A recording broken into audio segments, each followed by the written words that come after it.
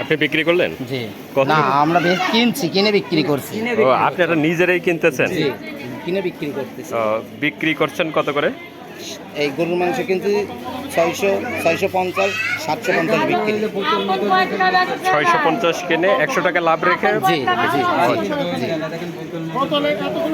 এটা বিক্রি করতেছে কারা আপনাদের কাছে? বিক্রি করছে যে যারা ধরে নিয়ে আসছে তারা।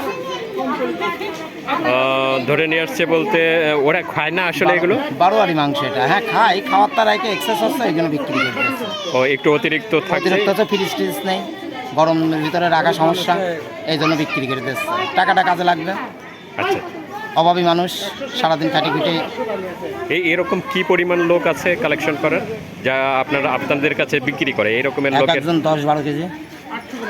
এক একজন এরকম লোকের সংখ্যা কত? হ্যাঁ, লোকের সংখ্যাও আছে অনেক অনেক আঙ্কেল। এখানে রাত্রি কয়টা পর্যন্ত থাকবে? 9টা। রাত 9টা পর্যন্ত গোশত পাওয়া যাবে।